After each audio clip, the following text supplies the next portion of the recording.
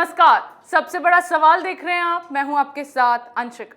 बिहार में पीएम मोदी के दौरे से पहले पीएफआई की बड़ी साजिश को नाकाम किया गया, जिसके तहत भारत को 2047 तक मुस्लिम देश बनाने की पूरी प्लानिंग कर ली गई थी और इसको नाम दिया गया था मिशन 2047।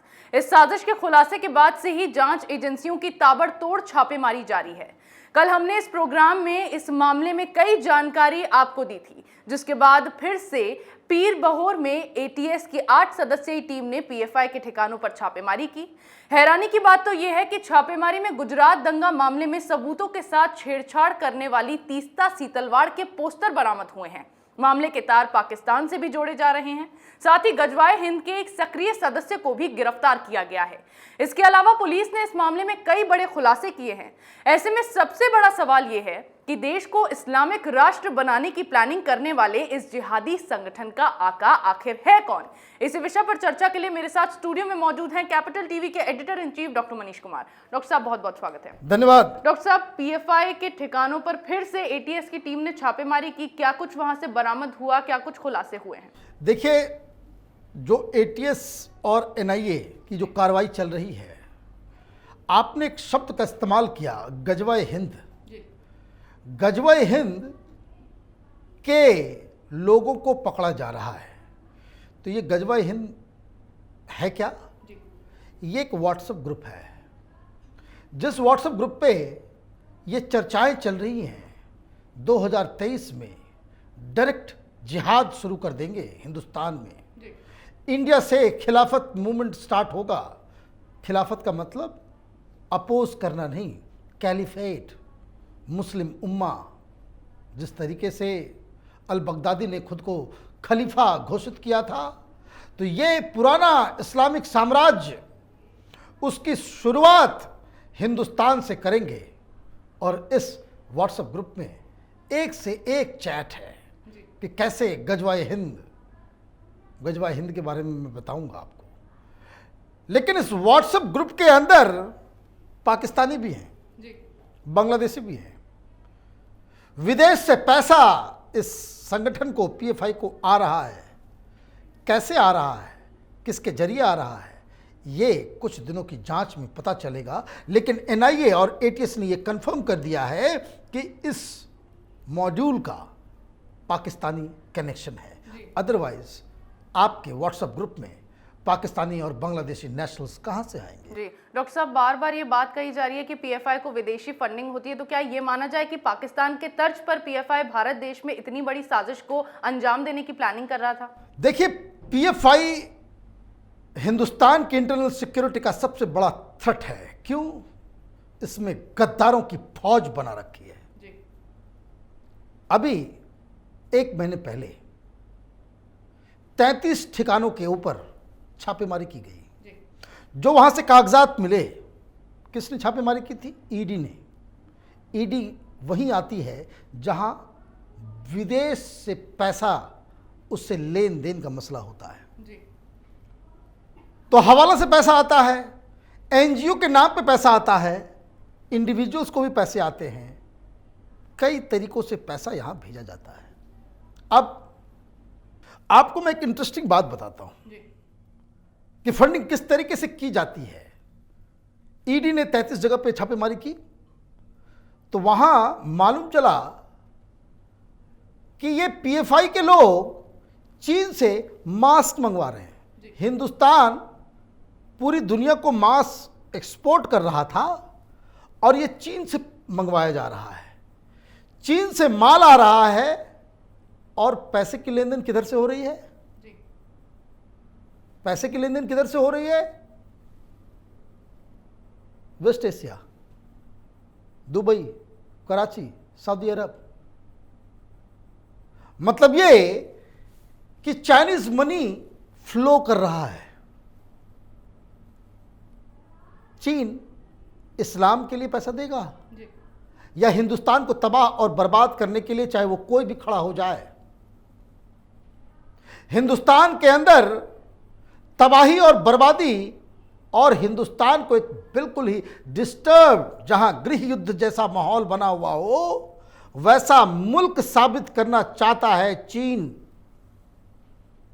ताकि यहां पे कोई इन्वेस्टमेंट ना हो, इंडस्ट्री ना हो, ताकि ये जो मैन्युफैक्चरिंग हब दुनिया का जो चीन बना हुआ था उसमें कोई बदलाव ना हो, चीन से कंपनियां छोड़ के हिंदुस्तान ना आ जाए।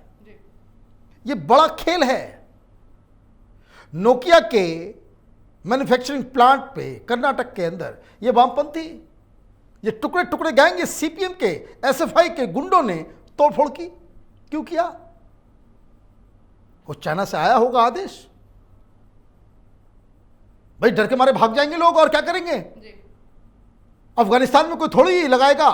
ये वही काम करना चाह रहे हैं। जी डॉक्टर साहब, आपने बताया कि अभी कुछ टाइम पहले पीएफआई के 33 अकाउंट्स पर भी ईडी ने छापेमारी की थी, लेकिन अहम सवाल यह है कि बार बार जब पीएफआई के खिलाफ इस तरीके से एक्शन लिया जा रहा है, फिर भी पीएफआई रुक नहीं रहा है। वो लगातार नापाक हरकतें अपनी करता ही चला जा रहा है। तो इसके पीछे किसका हाथ हो सकता है? किसी कोई स्ट्रॉन्ग हाथ होगा तभी। मैं तो ये कह रहा हूं, ये विदेशी दलालों के चंगुल में चलने वाला ये ऑर्गेनाइजेशन है। और ये धर्म का इसने सहारा लिया है मुसलमानों को बरगलाने के लिए।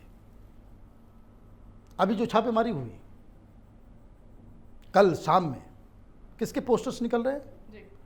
तो तीसरा से तलवार नजर आ रही है, ये जुबैर नजर आ रहा है, ये अल्ट न्यूज वाला जुबैर के जो ये जो कंपनी है, कहां से पैसे आ रहे हैं? विदेश से पैसा उसको भी आ रहा है। तो इनके क्या कनेक्शन हो सकते हैं? ये सब एक ही थाली के चट्टे बट्टे हैं। ये एक ही थाली के चट्टे बट्टे हैं। शाहीन बाग हुआ, शाहीन बाग में वहां बूढ़ी महिलाओं को, दादियों को, नानियों को, चाचियों को कौन बहका रहा था कि मीडिया में क्या जाकर के बोलना है, किसको क्या बोलना है, नहीं बोलना है। और कोई ज्यादा अलग बोलती थी तो उसको साइड कौन हटाता था? तीसरा से तलवार। ये शाहीन बाग का पूरा फंडिंग कौन कर रहा था? यूपी पुलिस ने तो बता दिया कि तो पीएफआई के पीछे पीछे चल रहा है। ये हिजाब को लेकर के आप मुसलमानों को ये कहते हैं कि मुसलमानों के यहां पे बहुत दिक्कत हो रही है, तुमको देश से भगा दिया जाएगा, और पूरा मुस्लिम समाज इसके पीछे पीछे भाग रहा है। ये इनको पता नहीं कि the kind of Islam they follow, ये वहाबी सलाफी किस्म का हार्ड कोर, ये गजवाए हिंद is the last battle of Islam. कि पूरी दुनिया में इस्लाम का कब्जा हो जाएगा तो आखिर लड़ाई जो होगी वो हिंदुस्तान के ऊपर कब्जा करने की आखिरी लड़ाई होगी, और उसके बाद ही कयामत आएगा, उसके पहले नहीं। लेकिन हिंदुस्तान को ही क्यों चुना जा रहा है? हिंदुस्तान को इसलिए चुना जा रहा है कि हिंदुस्तान में इनके पॉपुलेशन है। हिंदुस्तान को आप देखिए किस तरह से इन लोगों ने बंटवारा किया। पिछले 100 सालों में भाई हिंदुओं का ये देश, ये राष्ट्र कहां तक था?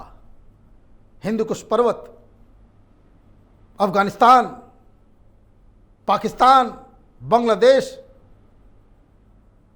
नेपाल, श्रीलंका, बर्मा, म्यांमार, ये एक राष्ट्र हुआ करता था हिंदुओं का। यहां पे क्या बचा है आपके पास? पिछले 100 साल में देखिए कहां से कहां हो गया। अगले 100 साल में क्या होगा? और बटेगा, और बटेगा, उसी की तो तैयारी हो रही है। ये जो आपने इंट्रोडक्शन में कहा मिशन 2047, मतलब हिंदुस्तान की आज़ादी के 100 साल बाद आज़ाद हम हुए 1947 में, और 2047 में ये कह रहा है पीएफआई कि यहाँ पे इस्लामिक मुल्क इसे डिक्लेयर कर दिया जाएगा, और इसके लिए फौज तैयार कर रहा है, विपन की ट्रेनिंग दे रहा है। यही तो चल रहा है, यही तो चल रहा है। तो इसको तो कुचलना पड़ेगा। ये गृह युद्ध स्थिति जो बन रही है इसको रोकना पड़ेगा। बिपिन रावत ने कहा था कि Indian army is ready for 2.5 war, मतलब 2 फ्रंट पे वॉर नहीं, 2.5 फ्रंट पे वॉर होगा और इंडियन आर्मी उसके लिए तैयार है। एक फ्रंट चाइना है, दूसरा फ्रंट पाकिस्तान है और तीसरा फ्रंट यही जिहाद और नक्सलियों का कॉम्बिनेशन। ये नक्सली और जिहादी ये एक साथ इन टैंडम काम कर रहे हैं और ये हिंदुस्तान को तबाह और बर्बाद करना चाह रहे हैं। तो ये जो पूरा जो पटना मॉड्यूल जो निकला है और जो विजन डॉक्यूमेंट पीएफआई का सामने आया है, अब तो सरकार को जग जाना चाहिए। आनन फानन बिना किसी समय को बर्बाद करते हुए पीएफआई से जुड़े हुए जितने भी व्यक्ति हैं, एक तो आप इसे इल्लीगल करार कीजिए और बैन कर दीजिए, और जो कोई भी जिस हिसाब से आप ऑपरेशन चलाते हो नक्सलियों को खत्म करने के लिए, पीएफआई के लोगों को खत्म करने के लिए, वैसे ही ऑपरेशन की आवश्यकता है। जेल में ठूसिए या फिर 72 हुरों के पास इन्हें भेज दीजिए, अदरवाइज ये देश कुछ सालों में हर जगह से जल उठेगा। ये एक बहुत बड़ा खतरा है। ये पटना, निजामाबाद, उदयपुर, अमरावती के घटनाओं से साफ साफ परिलक्षित हो रहा है। जी बिल्कुल, पाकिस्तान लगातार भारत के खिलाफ साजिश करने में लगा है। इसी पाकिस्तान की तर्ज पर गजवाए हिंद जैसे संगठन देश में सक्रिय होकर युवाओं का ब्रेन वॉश करने में लगे हैं। पीएफआई के ठिकानों पर लगातार छापेमारी की जा रही है और जो सबूत अब एटीएस के हाथ लगे हैं उससे किसी बड़ी साजिश की बू भी आने लगी है। लेकिन उससे भी हैरान करने वाली बात यह है कि भारतीय नागरिकों के रूप में ही देश में ऐसे गद्दार भरे हैं जो पाकिस्तान जैसे देशों का साथ भारत को तोड़ने में देते हैं। ये लोग कौन हैं, कैसे हैं, पहचानना मुश्किल है, लेकिन जिस तरह अब मामले में खुलासे हो रहे हैं उसके बाद ये बात तय है कि इसमें कई लोगों के नाम सामने आ सकते हैं जिनके खिलाफ सख्त से सख्त कार्रवाई होनी ही चाहिए। इस विषय पर चर्चा का आपका बहुत बहुत धन्यवाद। धन्यवाद। सबसे बड़ा सवाल में मेरे साथ आज इतना ही। अगर आपको हमारे वीडियो पसंद आया हो तो इसे लाइक करें, शेयर करें, कमेंट करें, साथ ही हमारे चैनल को सब्सक्राइब करना ना भूलें।